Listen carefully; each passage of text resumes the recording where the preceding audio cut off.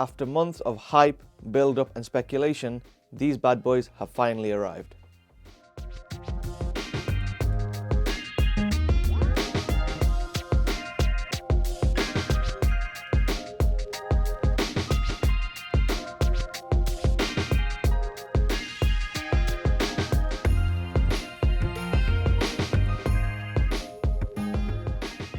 Hey up guys, Restart Really here.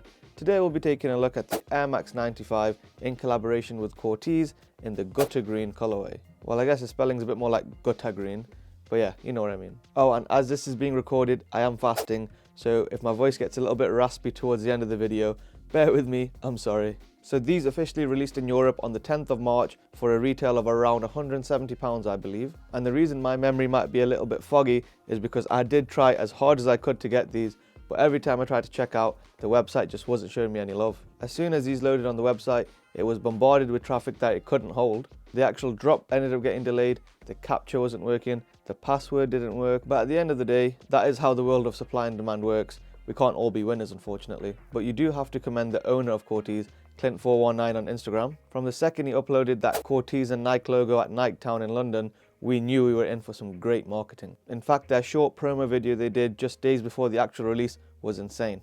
Anyway, let's get back to the shoe, shall we? Now, of course, these have been dubbed Gutta Green, but the official colorway names are Sequoia, Tour Yellow and Black. Starting off at the bottom, you have your classic Air Max 95 outsole. However, these do come in a plastic case tweak, which is the Corteiz logo on the inside. And that camel print that you see is a recurring pattern throughout this collab. The midsole keeps things OG as well with that black rubber. And we do also see the Tour Yellow air units throughout this sneaker. Whilst we're here, let's just veer off real quick. Do you call these 95s or 110s? I mean, I know officially these are the Air Max 95s, but a lot of my mates, especially olders, call these 110s. Apparently the story is back in the day, these used to retail for £110, so that's where the 110s nickname comes from, but I don't actually know why. These have always been 95s to me. Anyway, getting to the upper, this is where things start to get really interesting. Not only do we see a mix of colours, but the textures start to shake it up as well. At the base of the upper of this sneaker is where we tend to see the darkest green, and this wraps around the entirety of the sneaker, sort of like the rand to mudguard to toe cap area. They've used a soft, slightly tumbled, decent quality leather for this, and as we work our way up from here, the colours do tend to get lighter. Towards the middle of the upper of the sneaker,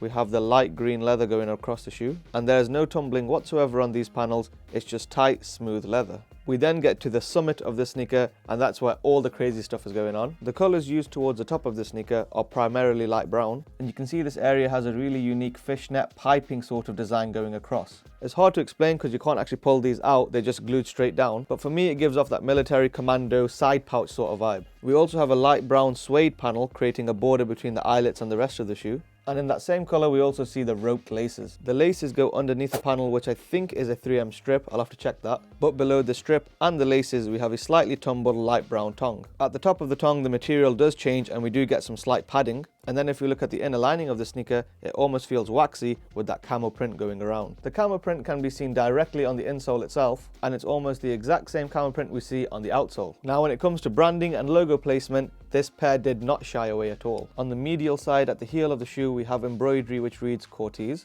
and adjacent to that on the lateral side of the sneaker, we have the Nike logo. The left sneaker has the same logos just swapped around. That way when you're walking, you have Corteiz sticking out on one side and Nike sticking out on the other. However, on the lateral side towards the toe, both of these shoes have the Corteiz star logo on there, and the logo on both of these tongue tags is the Corteiz Alcatraz logo. It's kind of crazy, but on this one sneaker alone, you've got 1, 2 and 3 different Corteiz logos. I also really like the lace lock feature that these shoes come with. It again plays into that military vibe. That camo theme makes its way onto the shoe wrapping as well, and I really love what they've done with it here. Not only do you have that repeating camo print, but it's in the form of varying colours of the Alcatraz logo. I think that's smart, subtle, and it relates back to the shoe perfectly. What's more, that repeat Alcatraz camo print makes its way onto the inside lid of the shoebox as well. The outside of the shoebox does switch things up though, and what we see here is a classic 90s to 2000s OG Nike shoebox. Now I'm not gonna lie, that's a shoebox and a style that is before my time, but it's a great looking shoebox, and we also see both of their logos scattered throughout the box. Now we've seen that there are also 2 other colorways, predominantly black, which are coming out. In fact, just yesterday there was an official release for the black pair in New York. However, I think this colorway is head and shoulders above the others. Now when we think about Corteiz and the niche that they market to, obviously their marketing is great and everybody wants a pair, but if you go on their page directly,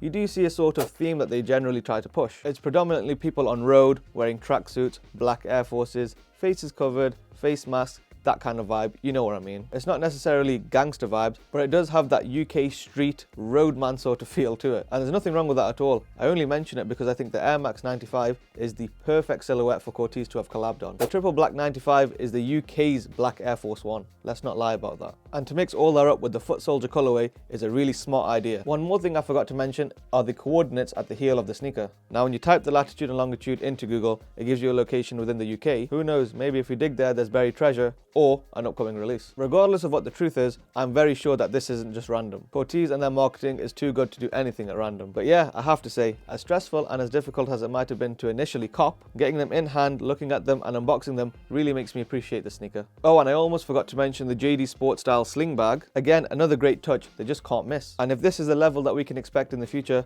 I really look forward to Corteiz and Nike coming back together. Anyway, that's a wrap. If you enjoyed this video, please like and subscribe, support your boy. As always, thank you very much for watching.